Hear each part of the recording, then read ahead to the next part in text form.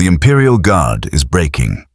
It is 7:30 p.m. on June 18th, 1815, and on a rain-soaked ridge near the Belgian village of Waterloo, the impossible is happening.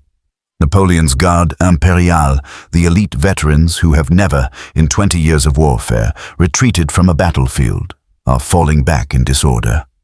La Garde recule! The cry spreads through the French army like wildfire. The Guard retreats! For 12 hours, 140,000 men have been locked in slaughter on these muddy Belgian fields. The smoke from 1,000 cannons hangs so thick that commanders cannot see their own flanks. The ground is carpeted with bodies, French cuirassiers in shattered breastplates, British redcoats with limbs torn off by cannonballs, horses screaming with entrails dragging, the wounded crawling through mud that is half rainwater, half blood. And now the Guard, Napoleon's immortals, his final reserve, the men who conquered Europe, are running. A British sergeant named William Lawrence, 24 years old, stands in a defensive square of the 40th Regiment of Foot, his musket so hot it burns his hands. He has been standing in this square for 6 hours, surrounded by dead and dying comrades, firing volley after volley into French cavalry charges that seemed endless. His uniform is torn. His face is black with powder smoke. He has been certain he would die here, on this anonymous ridge in Belgium, killed by men whose language he doesn't speak, for reasons he doesn't fully understand. But now he sees French infantry, the Guard itself, stumbling backward down the slope, and for the first time today, he allows himself to believe he might survive. Across the valley, Napoleon Bonaparte, Emperor of France, conqueror of Europe, master of the battlefield, who has won 50 battles in 20 years, watches his final gamble disintegrate.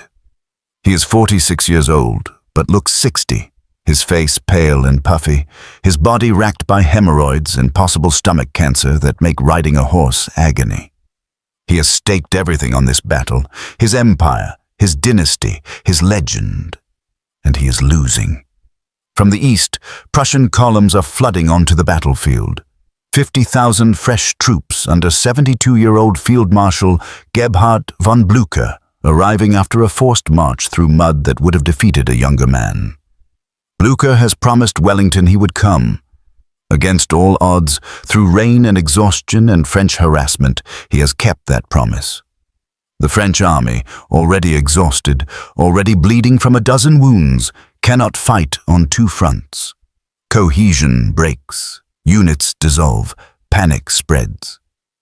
Sauve qui peut. Every man for himself, the greatest army Europe has seen since Rome begins to run. And on the ridge held all day by a patchwork coalition of British, Dutch, Belgian and German troops, the Duke of Wellington, Arthur Wellesley, 46 years old, aristocratic, cold, brilliant, removes his hat and waves it 3 times. The signal for general advance. 40,000 men who have stood and died all day surge forward with a roar that drowns out even the artillery. This is the Battle of Waterloo.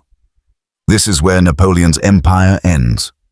This is where the map of Europe is redrawn in blood and mud. This is where 200,000 men collide in the most famous battle in history. And when the sun sets, 47,000 of them will be dead or wounded, and the world will never be the same. This is the day that ends an age. To understand Waterloo, we must understand 3 men, 3 soldiers born in the same year, 1769, who have spent their adult lives perfecting the art of war and who now meet in Belgium to decide the future of civilization. Born in Corsica on August 15, 1769, Napoleon is perhaps the most consequential individual of the 19th century. From minor Corsican nobility, he rose through the chaos of the French Revolution to become first consul, then emperor, reshaping Europe through a combination of military genius and political acumen that has few parallels in history. By age 30, he commanded armies. By 35, he ruled France. By 40, he controlled an empire stretching from Spain to Poland, from Italy to the Baltic Sea. Napoleon was a military innovator on a scale not seen since Alexander the Great, explains Dr. Andrew Roberts, author of Napoleon, A Life.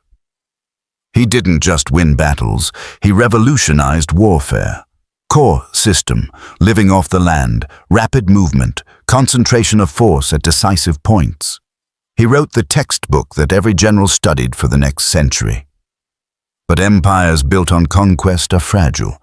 In 1812, Napoleon invaded Russia with 600,000 men and returned with 100,000. In 1813, the nations of Europe united against him and defeated his armies at Leipzig. In 1814, Paris fell and Napoleon abdicated, exiled to the Mediterranean island of Elba. For 11 months, he ruled an island kingdom of 12,000 people and plotted his return. On March 1, 1815, Napoleon escaped Elba with 1,000 soldiers and landed in France.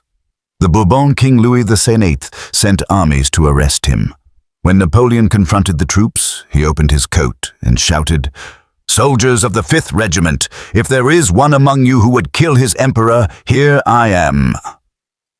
The soldiers cheered and joined him. Regiment after regiment defected.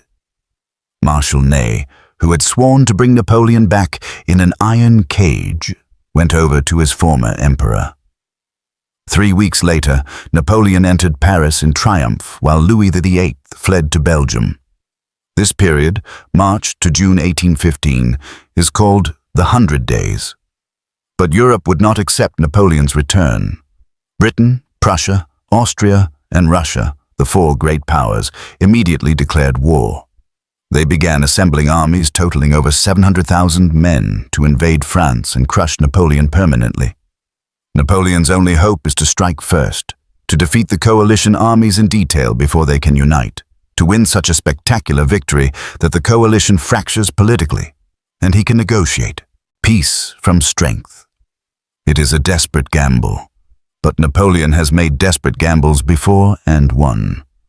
By June 1815, Napoleon has assembled an army of 128,000 men, the Armée du Nord, and marched into Belgium, where British and Prussian armies are camped separately, vulnerable if he can keep them divided. On June 16th, he fought the Prussians at Ligny, a tactical victory that badly mauled Blücher's army but failed to destroy it. He sent Marshal Grouchy with 33,000 men to pursue the retreating Prussians and prevent them from linking with Wellington. On June 18th, Napoleon will face Wellington's army at Waterloo. If he wins decisively before the Prussians can arrive, he might salvage his empire. Born in Ireland on May 1, 1769, the same year as Napoleon, Arthur Wellesley is Napoleon's antithesis in temperament and background. Where Napoleon is passionate, Wellington is cold. Where Napoleon is a revolutionary, Wellington is an aristocrat. Where Napoleon seeks glory, Wellington seeks duty.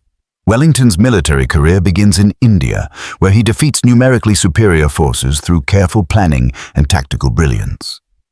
He returns to Europe as a seasoned commander and is sent to the Peninsular War in Spain and Portugal, where from 1808 to 1814 he fights Napoleon's marshals and slowly, methodically, drives the French out of Iberia.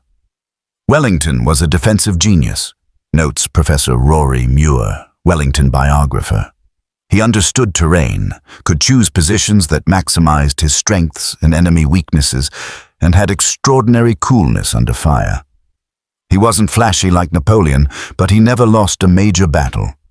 That record speaks for itself. By 1815, Wellington is the most successful British general in a generation. When Napoleon returns from Elba, Wellington is appointed to command the coalition army assembling in Belgium. But his army is not the veteran force that conquered Spain. His Peninsular War veterans have been sent to America for the War of 1812 or disbanded. The army Wellington commands at Waterloo is a patchwork. 24,000 British troops, many inexperienced. 17,000 Dutch Belgians of dubious loyalty. Belgium was part of Napoleon's empire until a year ago. 10,000 Hanoverians, 7,000 Brunswickers, and various other German contingents.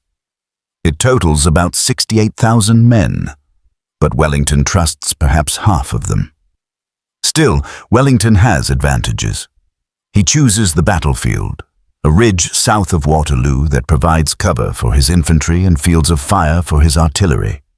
He fortifies 3 farms, Hougoumont, La Haye, Sainte, and Papelotte, as strong points to break up French attacks. And most crucially, he has a promise from Blücher: the Prussians will come.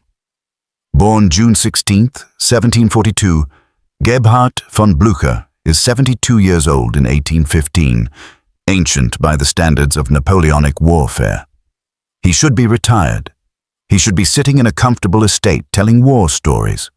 Instead, he is marching through Belgian mud with 50,000 Prussian soldiers to save Wellington's army. Blücher is not a tactical genius like Napoleon or a careful planner like Wellington. He is a fighter, aggressive, stubborn, occasionally reckless, driven by hatred of Napoleon and absolute loyalty to his allies. 2 days ago, at the Battle of Ligny, Napoleon personally commanded the attack that smashed Blücher's center. The field marshal's horse was killed under him, and he was trapped beneath the dead animal as French cavalry charged over him.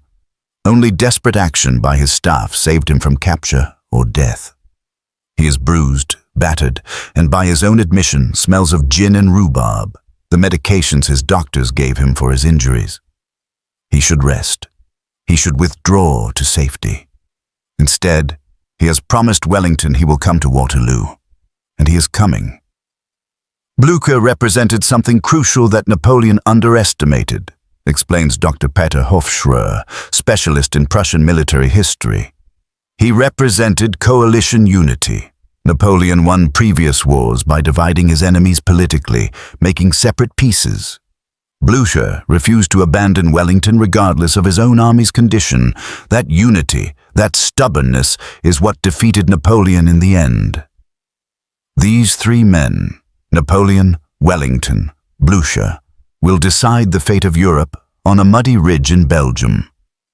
Waterloo was the collision of 3 command philosophies.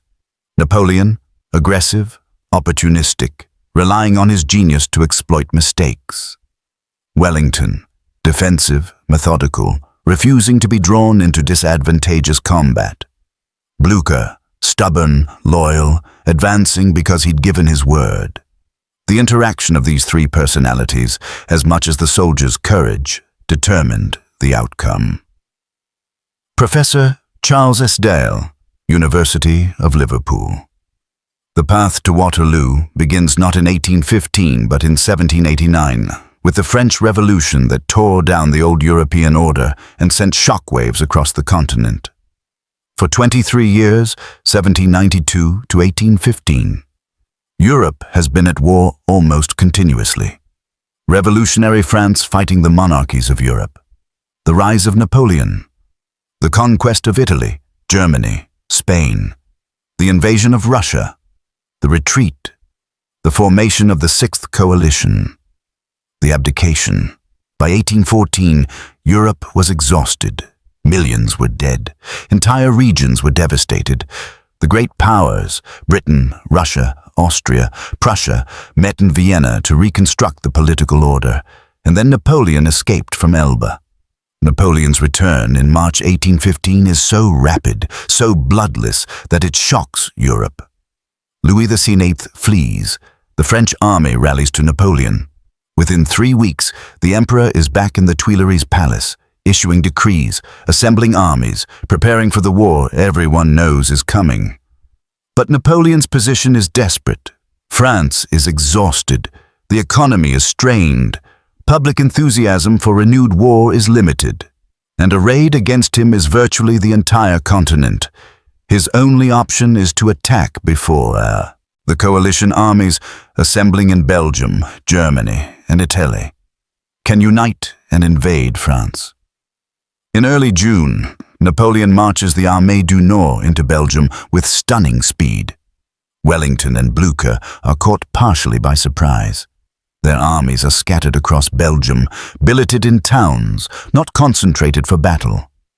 Napoleon drives a wedge between them. On June 16th, he fights 2 battles simultaneously.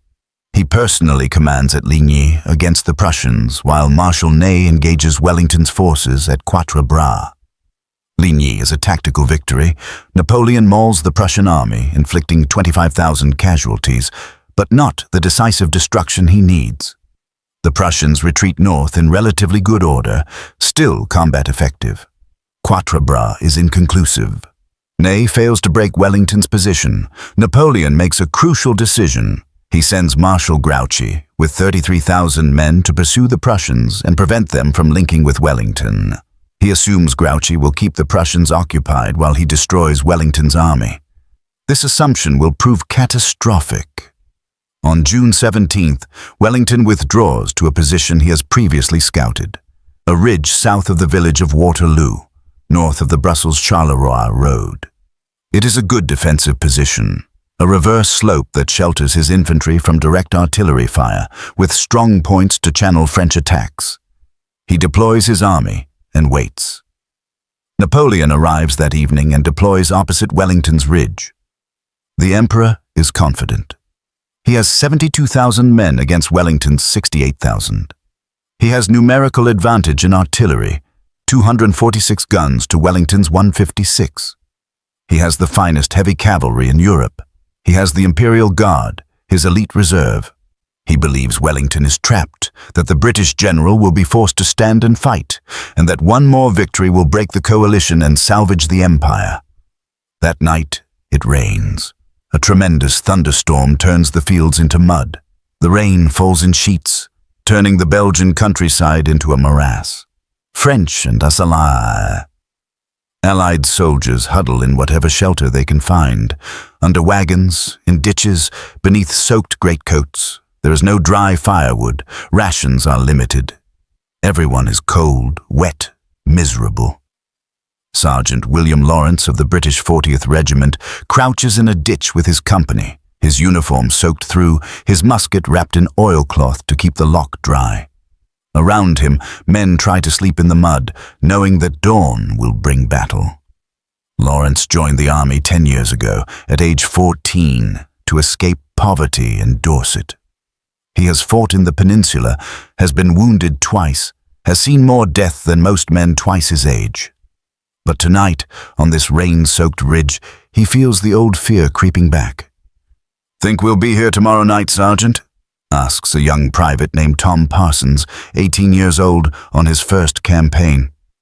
Lawrence looks at the boy, barely shaving, trying to act brave, and considers lying, but he's too tired for comforting lies. "Some of us will be. Some of us won't. Keep your head down, stay in formation, do what the officers say. That's all you can do." Parsons nods, looking sick. Across the valley, in the French lines, a cavalry officer named François-Antoine Fauveau, a cuirassier captain, 31 years old, checks his horse and equipment for the 10th time. His steel breastplate is polished mirror bright despite the rain. His saber is sharpened to a razor edge. His horse, a massive bay named Tonnerre, Thunder, is as ready as the conditions allow. Fauveau is a veteran of Austerlitz, Jena, Wagram, all the great victories. He has charged Russian squares, pursued Austrian cavalry, fought across half of Europe. He believes absolutely in Napoleon, in the empire, in the cause, but tonight he feels something he has not felt in years of campaigning: doubt. The Prussians were not destroyed at Ligny. He knows this. Everyone in the army knows this. Grouchy is supposed to be pursuing them, preventing their junction with Wellington. But what if Grouchy fails? What if the Prussians come? Fauveau shakes off the thought. The Emperor knows what he is doing. He always knows. Tomorrow will be another victory, and then Paris, and then peace on France's terms. It has to be. 8 miles to the east, a Prussian infantryman named Heinrich Müller, 26 years old, from Brandenburg, marches through the darkness with the advance guard of Blücher's army. He was at Ligny 2 days ago, saw his company cut to pieces by French artillery, survived because he was knocked unconscious early and left for dead. Now he is marching toward the sound of tomorrow's guns, toward Wellington's Ridge, toward one more battle in a war that has consumed his entire adult life. He is exhausted. His feet are bleeding from ill-fitting boots. His shoulder throbs where a musket ball grazed it at Ligny. But he keeps marching because Blücher ordered the march and because somewhere ahead British soldiers are waiting for help that might not arrive in time. Muller has never met a British soldier, doesn't speak English, doesn't particularly care about Wellington or coalition politics. But he knows that if the Prussians don't reach Waterloo, Napoleon wins. And if Napoleon wins, the war continues, and Heinrich Müller will spend another year, another 5 years, marching and fighting and watching his friends die in fields whose names he can't pronounce. So he marches through the mud and the darkness and prays he reaches Wellington before the French break him. The sun rises over Waterloo through breaks in the clouds, revealing a landscape transformed by rain. The valley between the two armies is a sea of mud. The crops, rye and wheat waist-high yesterday, are trampled flat, beaten down by rain in the passage of armies. Wellington's army stands on the ridge in a line approximately 2.5 miles long. The right flank is anchored on the chateau of Hougoumont, a fortified farm held by British guards. The center stretches along the ridge, with the crossroads of Mont-Saint-Jean at the rear. The left extends to the villages of Papelotte and La Haye. The farm of La Haye-Sainte, a walled complex in the valley halfway down the forward slope, is garrisoned by the King's German Legion. The deployment is classic Wellington: infantry on the reverse slope, protected from direct artillery fire. Light infantry and skirmishers forward, artillery on the ridgeline, cavalry in reserve. Napoleon's army deploys opposite in 3 grand columns, the left wing under Marshal Ney, the right wing under Marshal Reille, the Imperial Guard and Reserve Cavalry in the center under Napoleon's personal command. Napoleon plans a straightforward battle. Bombard the Allied center with massed artillery, then assault with infantry and cavalry, breaking through Wellington's line before the Prussians can arrive. But there is a problem: the mud. The ground is so soft that moving artillery is exhausting. Solid shot, cannonballs that should bounce and skip through enemy formations, sink into the mud and lose effectiveness. Cavalry charges will be slower, more exhausting for the horses. Napoleon delays the attack to let the ground dry. He orders the assault to begin at 11:30 a.m. instead of dawn. This 4-hour delay will prove decisive. The battle begins not with the main assault, but with a diversionary attack on the chateau of Hougoumont on Wellington's right. Marshal Reille sends an entire division, 5,000 men, against the fortified farm complex held by 1,500 British guards and light infantry. The attack is supposed to be a diversion, to draw Wellington's reserves to his right. Instead, it becomes a savage, all-day battle that consumes entire French divisions and achieves nothing. The French infantry advances through the woods south of Hougoumont, skirmishers darting between trees, volleys crashing out. The British defenders, guards in red coats, German Legion riflemen in green, fire from loopholes in the walls, from the upper windows of the chateau, from positions in the orchard. The French reach the walls and try to break down the gates. A giant lieutenant named Legros, called the Axeman, smashes through the north gate with a group of soldiers. They pour into the courtyard. It should be the breakthrough that takes Hougoumont, but the British Coldstream Guards, led by Lieutenant Colonel James MacDonell, counterattack immediately. In brutal, hand-to-hand fighting, they drive the French back toward the gate. MacDonell himself and several soldiers throw their shoulders against the massive wooden doors, forcing them shut against French pressure from outside. The French soldiers trapped inside are killed to the last man. Legros dies with a bayonet through his chest, still trying to reopen the gate. The gate holds. Hougoumont holds. But the fighting continues for 8 more hours. Musket volleys at point-blank range, artillery setting the chateau, buildings on fire. Wounded men burning alive in the blazing structures. Reille pouring more and more troops into the assault, Wellington feeding in just enough reinforcements to hold. By day's end, 10,000 French soldiers will have been committed to taking Hougoumont. They will all fail. The 1,500 defenders will hold all day, tying down troops Napoleon desperately needs for the main assault. Hougoumont was the hinge of Waterloo, notes historian Alessandro Barbero, author of The Battle, A New History of Waterloo. It absorbed French strength like a sponge, preventing Napoleon from concentrating his full power against Wellington's center. Had he bypassed it or taken it quickly, the whole battle might have been different. While Hougoumont burns, Napoleon assembles the largest artillery concentration in history to that point. 80 guns, lined wheel to wheel, aimed at the center left of Wellington's line. At 1:00 p.m. they open fire. The sound is apocalyptic. 80 heavy guns discharging simultaneously create a thunderclap that can be heard in Brussels, 10 miles away. The shells and solid shot arc across the valley and crash into Wellington's ridge. But Wellington has positioned his infantry on the reverse slope. Most of the French fire passes overhead or sinks into the mud. Casualties are lighter than Napoleon expects. Still, for the men under bombardment, it is hell. Sergeant Lawrence lies flat behind the ridgeline with his company, listening to the scream of passing shot, the crash of shells exploding, the awful thud of cannonballs striking flesh. A round shot bounces over the ridge and takes the head off a man lying 10 feet away. The body twitches for several seconds, blood pumping from the neck. No one moves to help. There is no help for that. Lawrence presses his face into the mud and prays. After 30 minutes of bombardment, Napoleon unleashes his main attack. General Jean-Baptiste d'Erlon's Huit Corps, 16,000 infantry and 4 massive divisions, advances against Wellington's center-left. It is an overwhelming force, organized in enormous column formations, designed to smash through the Allied line by sheer weight and momentum. The French columns advance up the slope, drums beating the pas de charge, men shouting, "Vive l'Empereur!" The formations are so dense, 200 men across, 27 ranks deep, that they look unstoppable.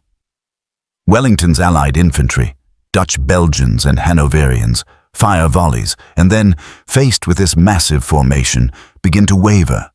Some units break and retreat. For a moment, it looks like Napoleon's assault will succeed. Then British brigades appear over the ridge crest. Picton's division, 5,000 redcoats, deploy into line and fire devastating volleys into the flank of the French columns. The French formation, perfect for shock and morale, is terrible for firepower. The deep columns can only bring the front ranks' muskets to bear. Wellington's lines, only 2 ranks deep, can fire every musket. The math is brutal. 5,000 British muskets against perhaps 1,000 effective French muskets in the column front. The volleys crash out like thunder. The front ranks of the French columns disintegrate. Men fall in heaps. The advance stalls. And then Wellington's heavy cavalry, the Household Brigade and the Union Brigade, 2,000 horsemen, charge. If you appreciate stories like this, the clash of empires on rain-soaked fields, the courage of ordinary soldiers facing impossible odds, the moments when history pivots on courage and chance, please subscribe to our channel and hit the notification bell. Every week, we bring you the battles that shaped our world, told not as distant abstractions, but as the desperate human struggles they were. These are stories of blood and mud, terror and triumph, the moments when everything hung in the balance. Join our community of history enthusiasts, comment with your thoughts on what makes Waterloo so pivotal, and let's explore these turning points together. Because history isn't just about what happened, it's about why it matters and what it reveals about the human capacity for courage and sacrifice. Subscribe now and walk with us through history's greatest battles. The British heavy cavalry crashes into d'Erlon's disrupted infantry with devastating effect. The Scots Greys, the Royal Dragoons, the Household Cavalry, regiments with centuries of tradition, slam into French columns that are already reeling from musket volleys. Captain François Fauveau, with the French 4th Cuirassiers positioned in reserve, watches the British cavalry rampage through d'Erlon's corps and feels ice in his stomach. This is not how it is supposed to go. The infantry should have broken Wellington's line by now. The British should be retreating. Instead, French infantry are running, and British cavalry are sabering them down as they flee. But then the British cavalry makes a fatal mistake. They do not stop. Drunk on success, they continue charging, reaching Napoleon's Grand Battery itself, sabering the gunners, spiking cannons. They have charged too far. Their horses are blown. They are disordered, scattered across the valley in small groups. And now, French cavalry, including Fauveau's cuirassiers, countercharge. Fauveau spurs Tonnerre forward. Around him, 200 cuirassiers in polished steel breastplates charge at the scattered British cavalry. The British see them coming, try to reform, but it is too late. The French hit them like a hammer. Fauveau's sabre swings down, strikes a British dragoon's shoulder, bites through the uniform into flesh. The dragoon falls. Fauveau parries a cut from another rider, ripostes, feels his blade strike home. The battle becomes a swirling melee. Hundreds of horsemen hacking at each other, horses rearing and screaming, men falling. The British heavy cavalry breaks. Those who can flee back toward Wellington's Ridge, those who cannot are cut down or captured. Of the 2,000 British heavy cavalry who charged, fewer than 1,000 return. The others are dead, wounded, or captured. The Union Brigade and Household Brigade are effectively destroyed as fighting forces. But d'Erlon's assault has also been shattered. Of 16,000 men who attacked, perhaps 5,000 have become casualties. The survivors retreat down the slope. The first major French assault has failed. At approximately 3:30 p.m., Marshal Ney, misinterpreting movements in Wellington's lines as a general retreat, makes one of the most controversial decisions of the battle. He orders a mass cavalry charge against Wellington's center. French cavalry, cuirassiers, lancers, chasseurs, thousands of horsemen in wave after wave, charge up the slope toward Wellington's infantry squares. It is magnificent. It is suicidal. Wellington's infantry form squares, hollow formations with soldiers facing outward in 4 ranks, presenting a wall of bayonets on all sides. Cavalry cannot break properly formed infantry squares. Everyone knows this. The horses will not charge into the wall of steel points. But Ney keeps sending them anyway. For 2.5 hours, French cavalry charge again and again. They ride around the squares, trying to find gaps. British artillery fires from the intervals between squares, tearing holes in the cavalry formations. When the cavalry gets too close, the gunners sprint into the nearest square for protection, then emerge to fire again when the cavalry retreats. Inside the squares, British infantry fire volleys at point-blank range into the swirling cavalry. Sergeant Lawrence stands in the square of the 40th Regiment, in the front rank, bayonet fixed. Around him, men are falling, musket balls from French skirmishers, the occasional cannonball crashing through the square. The ground is littered with dead horses and men. The smell is overwhelming: gunpowder, blood, horse manure, fierce sweat. A cuirassier rides directly at Lawrence's section of the square. Lawrence can see the man's face, mustached, snarling, see the saber raised to strike. He fires his musket at 6 feet range. The cuirassier jerks as the ball strikes his breastplate. It does not penetrate, the steel is too thick, but the impact knocks him backward off his horse. He falls, and the horse, riderless, veers away from the bayonets. Lawrence reloads. Bite cartridge, pour powder, ram ball, prime. The motion's automatic after years of drilling. Around him, the square maintains its shape, stepping over the fallen, closing ranks. As long as the square holds, they live. If it breaks, they die. The square holds. Captain Fauveau charges with his cuirassier 6 times. 6 times he rides up that slope, sabers the British gunners when he can reach them, tries to break the squares. 6 times he is repulsed. On the 4th charge, Tonnerre is shot through the chest. The great horse runs another 20 yards on pure momentum, then collapses. Fauveau rolls clear, narrowly avoiding being crushed. He runs back down the slope on foot, finds a riderless horse, remounts, charges again. The squares do not break. By 6 o'clock p.m., Ney has committed virtually all of Napoleon's reserve cavalry, over 10,000 horsemen, to these futile charges. Thousands of horses are dead or dying. The cavalry that survives is exhausted, disorganized, incapable of further offensive action, and Wellington's line still holds. Ney's cavalry charges were tactically insane, notes Dr. Esdale. Cavalry alone cannot break infantry squares. This was known, proven in countless battles. But Ney was desperate, possibly concussed from having multiple horses killed under him, and he kept doubling down on a failed tactic. Napoleon should have stopped him, but was distracted by the Prussian arrival on his right. The unsupported cavalry charges wasted France's mobile reserve and gained nothing. While Ney wastes the cavalry, a more significant battle has been raging at La Haye-Sainte, the fortified farm in the valley. The King's German Legion garrison has been holding all day against repeated French assaults, but by 6 o'clock p.m. they have run out of ammunition. The French storm the farm and take it after savage hand-to-hand fighting. Most of the German defenders are killed.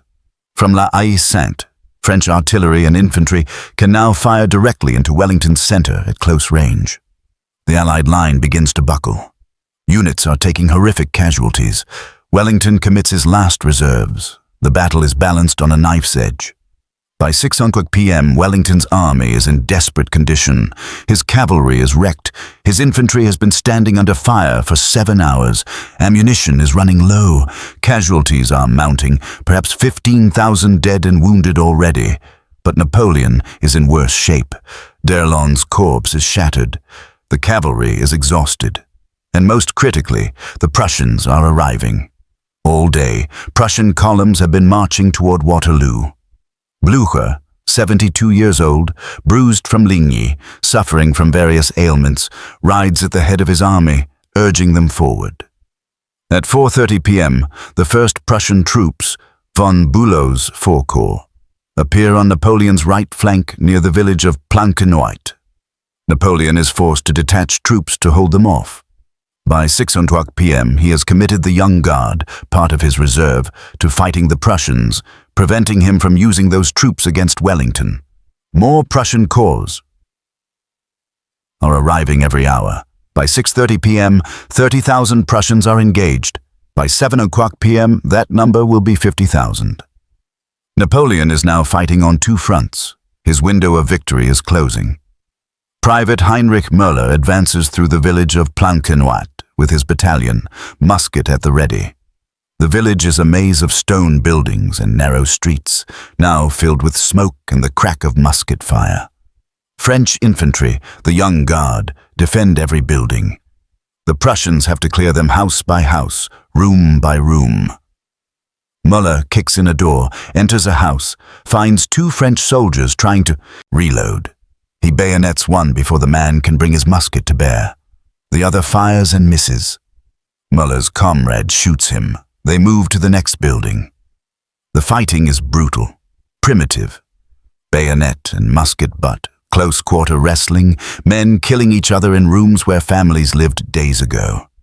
Müller is terrified, exhausted, but he keeps moving because the men around him keep moving, because stopping means dying. Planchenoit changes hands 3 times. The Young Guard counterattacks and retakes the village. The Prussians assault again. More Prussian reinforcements arrive, purchase 2 corps, 30,000 fresh troops. Napoleon is forced to commit the Old Guard, his final, irreplaceable reserve, to hold Planchenoit.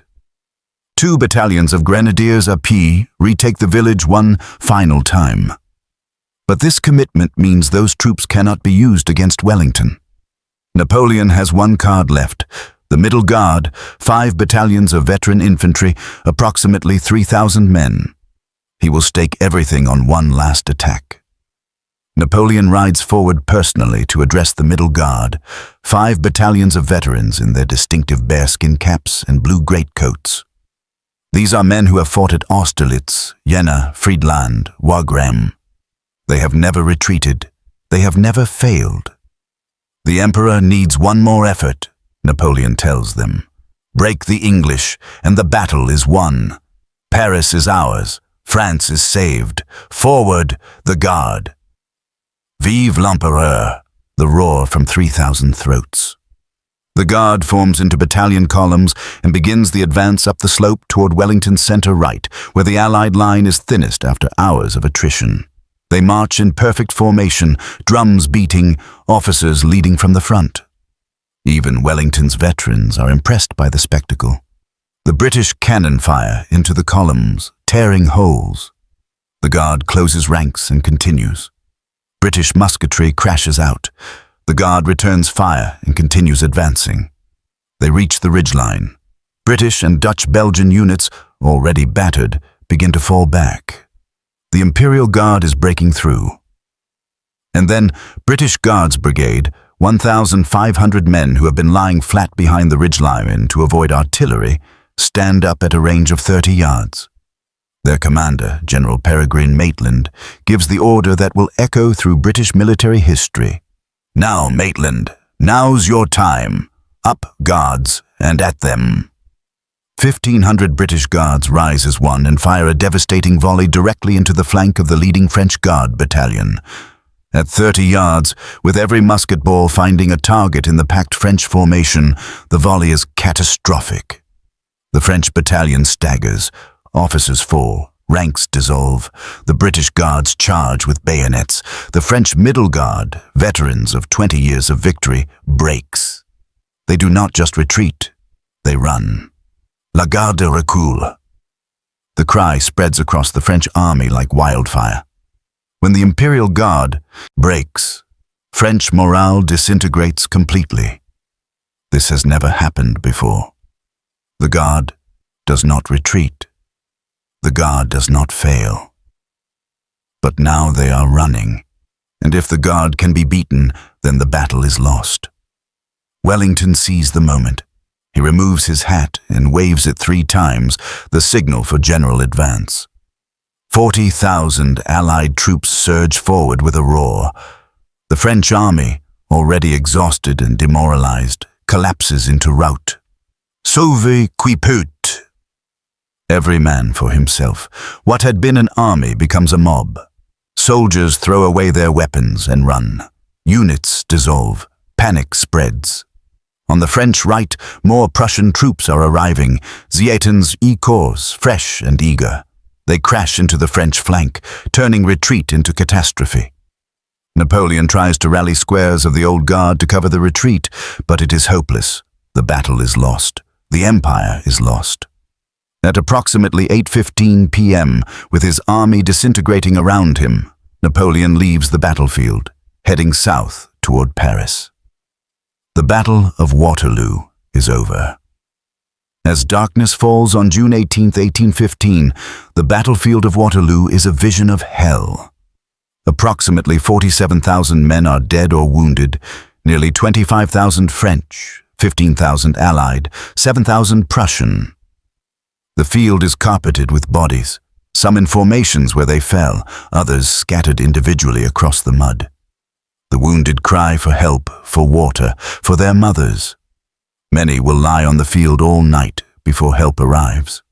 Some will be robbed by the peasants and camp followers who descend on the battlefield after dark, stripping the dead and dying of valuables. Others will simply bleed out, unattended, and die in the Belgian mud. Sergeant William Lawrence survives. He is wounded, a musket ball through the shoulder, sustained in the final advance, but alive. He will recover, serve another 10 years, and eventually write a memoir of his experiences. He will live to be an old man, and for the rest of his life, he will wake sometimes in the night, hearing the screams of dying horses and the roar of cannon. Captain Francois Fauveau is among the French dead. On his 7th charge, with the battle already lost, he was shot through the chest by a British musket ball that penetrated between the breastplate sections. He fell from his horse, his 3rd mount of the day, and bled out in the mud, surrounded by the dead of both armies. His body is buried in a mass grave with hundreds of others. His name appears on no monument. Private Heinrich Müller survives the fighting at Planchenoit. He will march with Blücher's army to Paris, will be part of the occupation force, and will finally return to Brandenburg in 1816 after nearly 4 years of continuous campaigning. He will marry, have 5 children, work as a carpenter, and die in 1847, age 58, never having spoken much about the war to anyone except other veterans. Napoleon reaches Paris on June 21st, 3 days after Waterloo. He finds the political situation impossible. The Chamber of Deputies demands his abdication. He has no army, the Armée du Nord is destroyed, and new conscripts cannot be raised fast enough.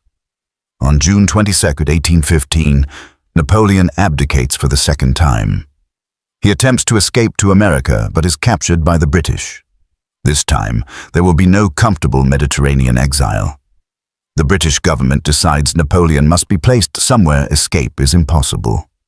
On October 15, 1815, Napoleon arrives at St. Helena, a remote island in the South Atlantic, 200 miles from the nearest landmass.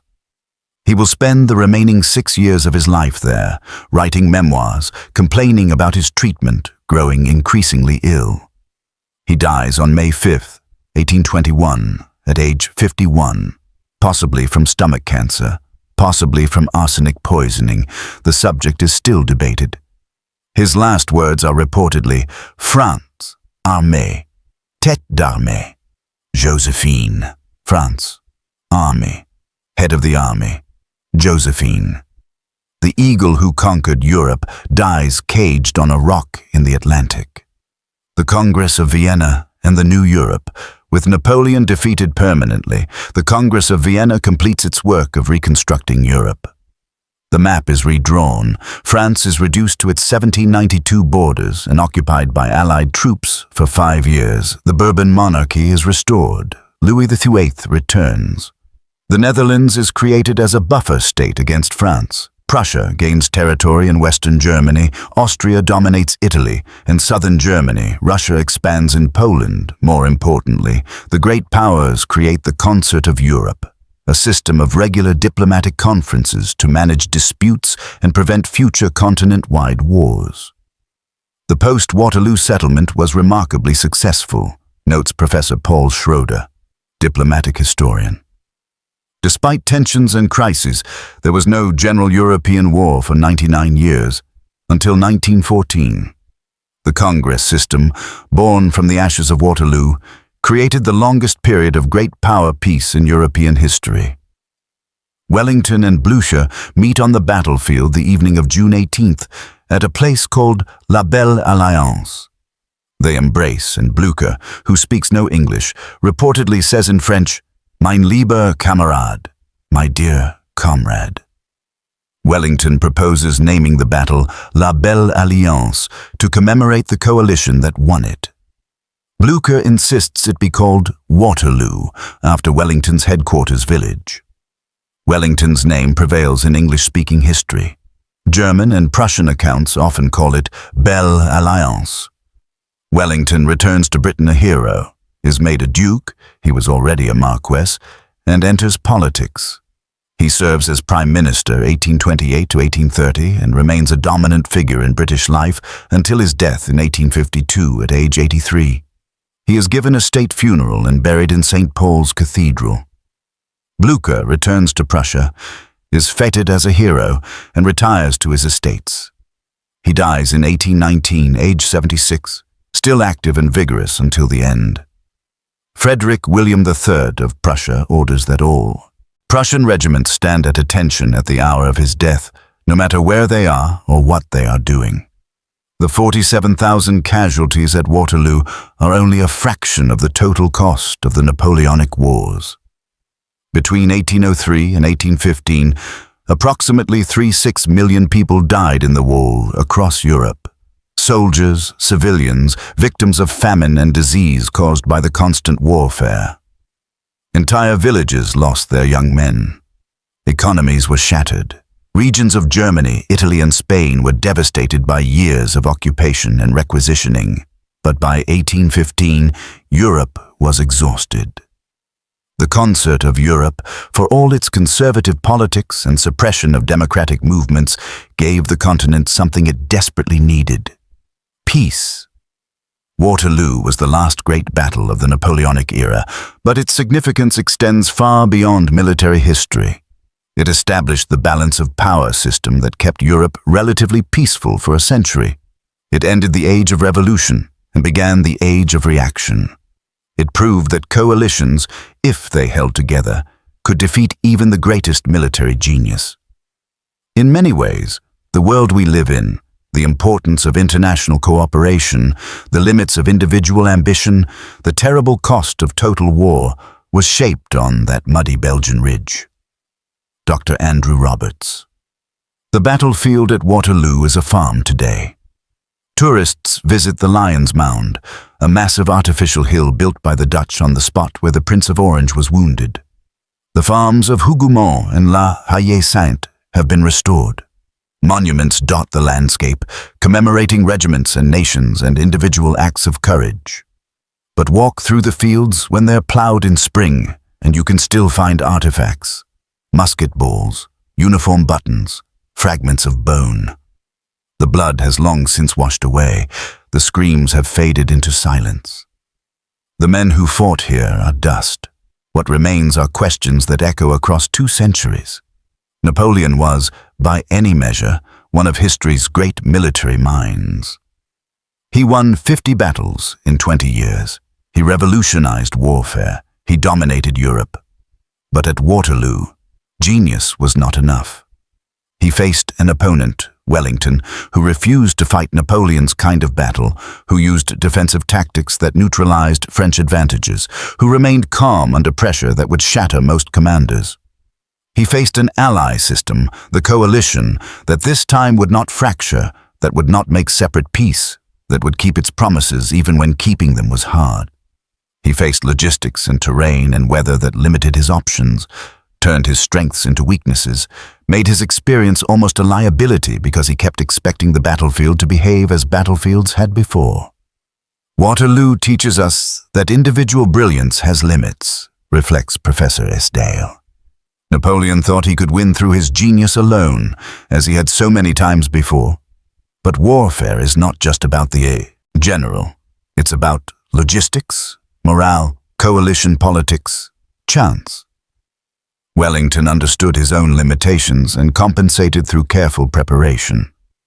Blücher understood that keeping promises mattered more than tactical elegance. Their limitations, acknowledged and managed, defeated Napoleon's brilliance.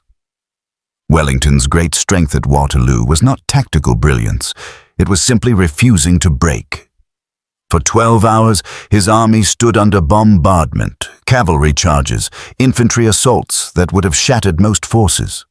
Units were destroyed, positions were lost, casualties mounted. Wellington never panicked. He plugged gaps with reserves. He moved personally to crisis points. He projected calm confidence even when the situation was desperate. And his army reflected his determination. The infantry squares stood. The line held. The army did not break. Sometimes the greatest military virtue is simply endurance, suggests military historian Dr. John Keegan. Wellington's army was not particularly brilliant at Waterloo, but it was incredibly tough. It absorbed punishment that would destroy most forces and kept fighting. That toughness, that refusal to quit, won the battle. Blücher's arrival exemplifies the same virtue. A 72-year-old man, injured, exhausted, marching through mud to keep a promise. A lesser commander would have found reasons to delay, to rest his troops, to let Wellington fight alone. Blücher came because he said he would come. That simple stubbornness, that keeping of promises, changed history. Captain Fauveau died for an empire that collapsed 3 days later. His sacrifice bought nothing, not victory, not time, not even a footnote in most histories. Was his death meaningless? 10,000 French cavalry charged repeatedly at unbreakable infantry squares, dying in heaps for no tactical gain. Were their deaths futile? There is no comfortable answer. War is waste. Waste of life, talent, potential, all the futures that ended on that Belgian ridge. But the men who fought believed in their causes. French soldiers believed in the empire, in the revolution's ideals, however corrupted, in Napoleon's vision of a unified Europe. British soldiers believed in duty, in their regiments, in stopping a tyrant. Prussian soldiers believed in liberating Europe from French domination. Were they all wrong? Were they all right? Perhaps the question itself is wrong. They fought because their age and their nations called them to fight. They showed courage because humans, at the extremity, often do. Their deaths were tragic regardless of which side they fought for. We owe the soldiers of Waterloo, all of them, French and Allied alike, our respect, argues Professor Barbero. They did not choose the grand strategies. They did not decide to go to war. They were ordinary men caught in extraordinary circumstances, and they did their duty as they understood it. We can mourn the waste while honoring the courage. Waterloo was close.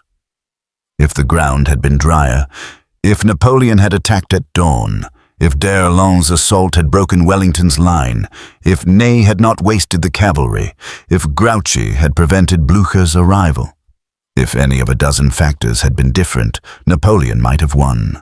And if Napoleon had won Waterloo, European history would be profoundly different. Perhaps Napoleon consolidates his victory and forces a favorable peace. Perhaps the war continues another year, another 5 years. Perhaps the revolutionary fervor of France spreads further across Europe. Perhaps the conservative reaction never happens, and 19th century Europe develops along more liberal, democratic lines. Or perhaps Napoleon's victory at Waterloo only delays the inevitable, and he is defeated 6 months later, leaving Europe even more devastated. We cannot know.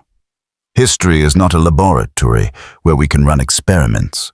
But Waterloo reminds us how contingent our world is, how many of the things we take as inevitable were actually decided by narrow margins, by commanders' decisions, by weather and chance and courage.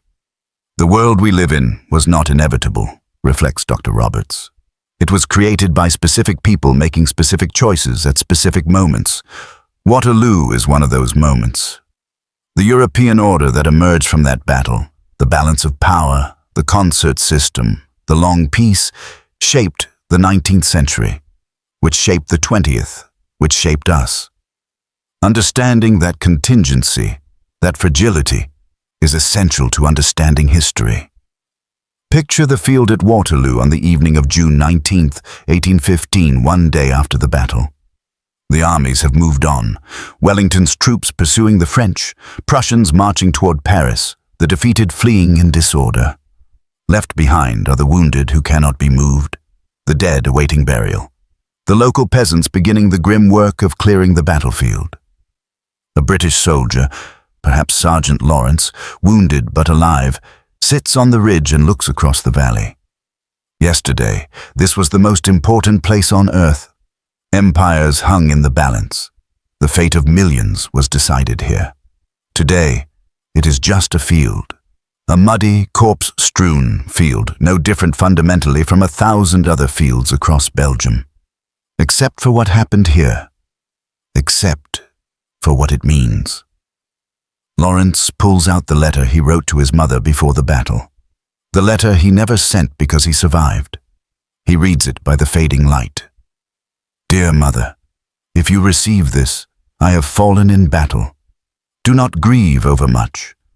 I died doing my duty with my comrades for king and country. I have seen things I cannot describe and survived things I do not understand. If God grants me life through tomorrow's battle, I will try to be worthy of the gift. If not, know that I thought of you at the end. Your loving son, William. He folds the letter carefully and places it back inside his coat. He will keep it for the rest of his life, a reminder of the day he stood on a ridge in Belgium and watched empires collide. Tomorrow, he will march toward Paris with the army. The month after, he will be shipped home. The year after, he will muster out and return to Dorset, to ordinary life, to work and marriage and children and the quiet rhythms of peace. He will grow old. He will die in his bed, surrounded by grandchildren who cannot imagine the things he has seen.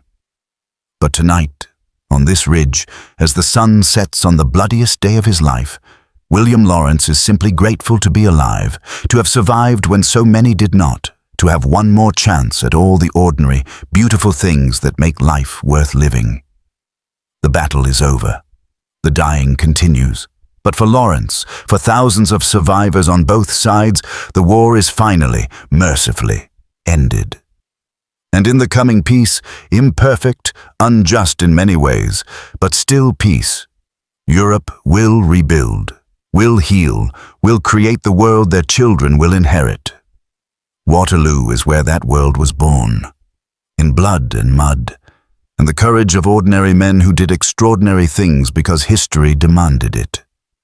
We remember them, we honor them, we learn from them, and we pray we never have to equal their terrible sacrifice.